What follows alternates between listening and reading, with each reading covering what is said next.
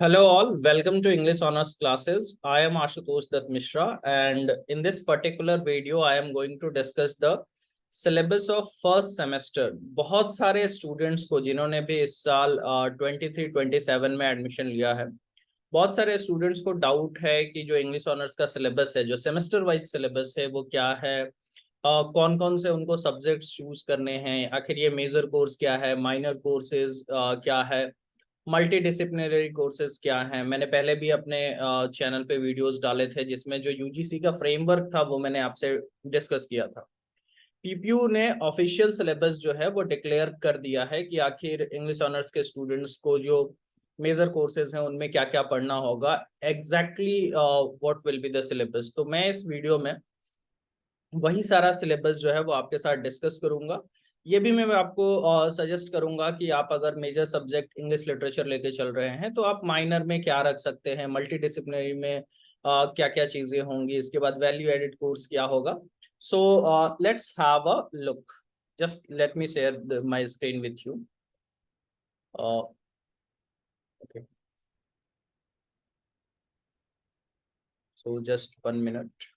I am sharing my screen, entire screen with you. Okay, so here it is the BA1 semester 1 syllabus. आप किसी भी बाकी details के लिए हमारे वेबसाइट जो है वो enghons.com यानी कि englishhonors.com पे हमसे कंसल्ट कर सकते हैं। अगर मैं आगे इस स्लाइड्स को थोड़ा सा, just give me 1 second. Okay. So you can just see the proper course structure which is common to all program. तो आपको सेमेस्टर 1 में टोटल 6 पेपर पढ़ने होंगे। पहले ये होता था, ईयर वाइज होता था, तो एक ईयर में 5 पेपर पढ़ने होते थे।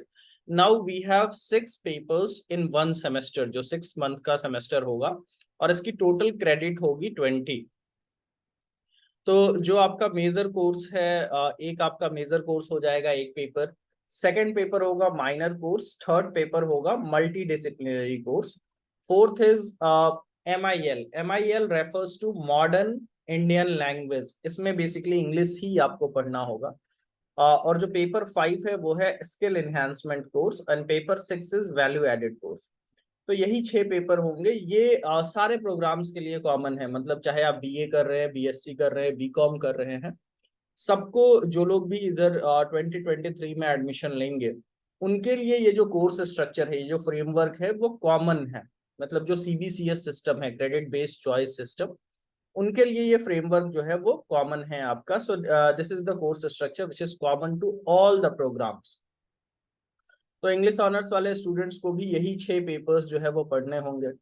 अब अगर मैं आपको यहाँ पे थोड़ा सा, अगर मैं आपको शो करूँ कि what after all what is the things that you have to select, क्या क्या चीजें हैं जो आपको सेलेक्ट करनी है। तो देखिए, मेजर कोर्स में, बिकॉज ह्यूमैनिटीज के अंदर आता है हमारा पोर्शन, तो मेजर कोर्स में आप देखेंगे यहाँ अरेबिक, बंगाली, इंग्लिश, ये सारे जो है वो ह्यूमैनिटीज के अंदर आते हैं। तो अगर आपने इंग्लिश ऑनर्स यानी कि मेजर कोर्स आपने एडमिशन के टाइम पे चूज कर लिया होगा इंग्लिश, राइट।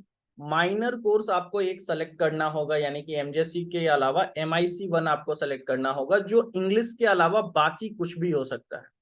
तो आप MIC, अगर आपने मेजर कोर्स में इंग्लिश रखा है तो माइनर कोर्स में इंग्लिश नहीं रख सकते हैं, कोई भी और रख सकते हैं। मैं ये सजेस्ट करूंगा कि अगर आपने मेजर में इंग्लिश रखा है तो आप हिंदी सेलेक्ट कर लो, बिकॉज उसका लिटरेचर भी आप आसानी से पढ़ोगे और वो आपके नॉलेज पॉइंट ऑफ व्यू के लिए बेटर होगा।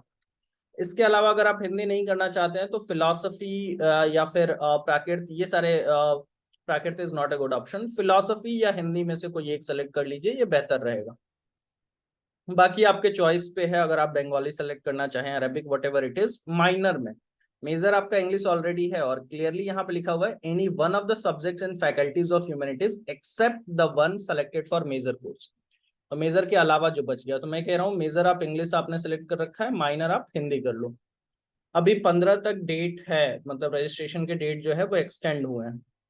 Third is multi disciplinary course. ये क्यों ऐड किया गया है, इस पे भी मैं आपको थोड़ा सा नॉलेज जो है वो दे दूं। एक्चुअली जो न्यू एजुकेशन पॉलिसी थी उसमें ये क्लियर किया गया था कि जरूरी नहीं है कि एक स्ट्रीम के बच्चे एक ही चीज पढ़े, वो मल्टी डिसिप्लिनरी, मतलब एक स्ट्रीम से ज्यादा भी चीजें जो है वो उनको आइडिया हो। तो इट्स जस्ट लाइक सब्सिडरी वाली चीजें होती थी, तो आप इसमें से कोई एक आपको सेलेक्ट करना होगा। इन माई सजेशन आपने मेजर में इंग्लिश रख लिया, माइनर में हिंदी रख लिया, और फिर इधर अगर आप कोई एक रखना चाहते हैं तो आप हिस्ट्री रख सकते हैं, political science, economy, sociology, ancient history, home science, geography, psychology, accounting. In my opinion, you can go for psychology, which is a very nice option. So you can have English, Hindi, and then here in multidisciplinary आप psychology के साथ जा सकते हैं। उसके बाद ये जो आपका फोर्थ पेपर है विच इज MIL, उसमें आपको इंग्लिश कम्युनिकेशन पढ़ना होगा, सबको यही पढ़ना होगा, चाहे ह्यूमैनिटीज का वो कोई भी ऑनर्स कर रहा हो तो उसको वो इंग्लिश कम्युनिकेशन ही पढ़ना होगा।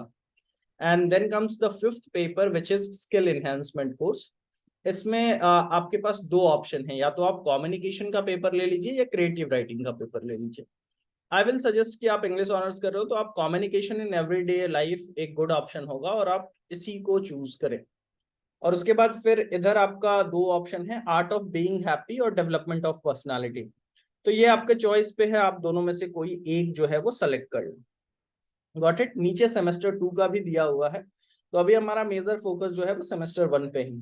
तो आपका मेजर कोर्स में इंग्लिश हो जाएगा, माइनर कोर्स में आप एक और रख लेंगे which is Hindi, multidisciplinary course में अगर आप मेरे चॉइस से रखे तो साइकोलॉजी रख लेंगे। इंग्लिश कम्युनिकेशन आपका चौथा पेपर हो जाएगा। स्किल इनहेंसमेंट कोर्स आपका पांचवा पेपर में, जिसमें आप कम्युनिकेशन इन एवरीडे लाइफ रख सकते हैं, और छठा जो वैल्यू एडेड कोर्स है उसमें आर्ट ऑफ बीइंग हैप्पी रख सकते हैं। तो इस तरीके से आपके 6 पेपर्स ये जो है वो हो जाएंगे। आई होप आपको ये समझ में आया होगा।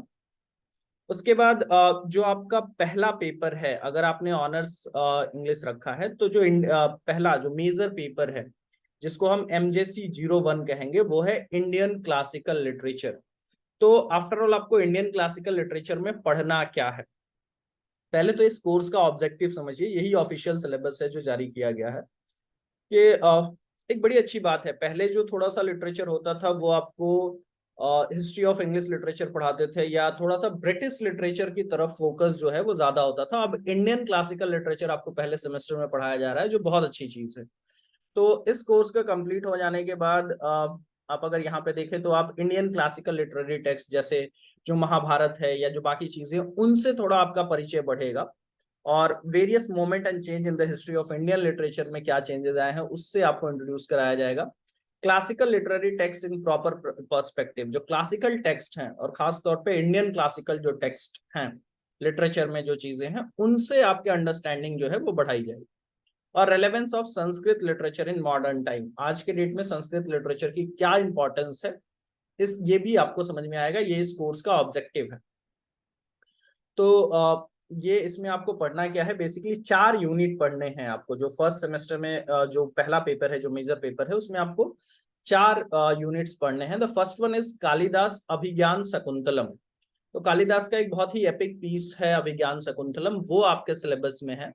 सेकेंड इज आपको पता है महर्षि वेद व्यास ने जो है वो महाभारत लिखा है। महाभारत का ही जो पार्ट है एक, द डाइसिंग, मतलब वो जो मामा शकुनी है और वो लोग जो बैठ करके डाइस खेल रहे हैं, जुआ चल रहा होता है वहां पे, वो the sequel of dicing and the book of assembly hall, तो महाभारत का पार्ट है ये, बहुत इंटरेस्टिंग है। That is in your syllabus which is a very nice thing. And अगर आप इसके बाद आए, मतलब बुक्स के नाम भी यहाँ पे दिए हुए हैं।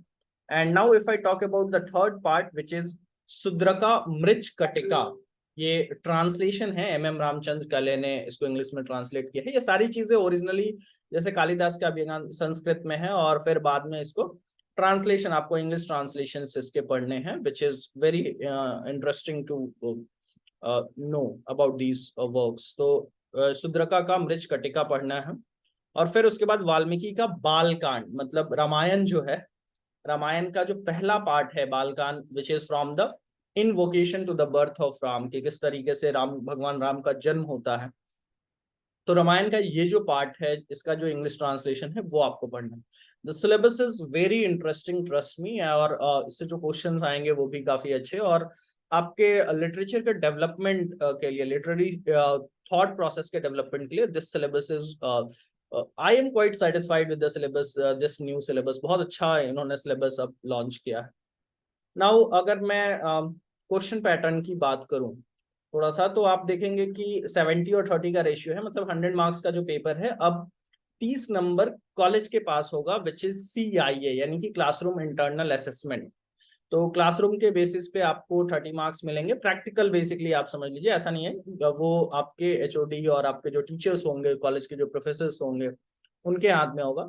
बाकी जो थ्योरी है 70 मार्क्स का, वो इस तरीके से क्वेश्चन आएंगे। Part 1 is compulsory, 10 objective type question आएंगे, और हर ऑब्जेक्टिव टाइप क्वेश्चन जो है वो 2 नंबर का होगा, which will be of 20 marks. Objective या मल्टीपल चॉइस रहेंगे। पार्ट बी जो है वो शॉर्ट आंसर टाइप क्वेश्चन रहेगा। 4 क्वेश्चन आपको आंसर करना होगा। 6 क्वेश्चन आपके एग्जाम में होंगे, जिसमें से 4 आंसर करना होगा। एक क्वेश्चन 5 नंबर का होगा, and that will be of 20 marks. अगर मैं पार्ट सी की बात करूं, which is long answer type, तो एक ऑब्जेक्टिव हो गया, शॉर्ट आंसर भी आपको लिखवा रहे हैं, and then comes the long answer. 3 question, 5 में से कोई 3 क्वेश्चन आपको लॉन्ग आंसर में, और ये 10-10 नंबर के क्वेश्चन होंगे 30 मार्क्स का। तो 30 + 20 50 + 20 70।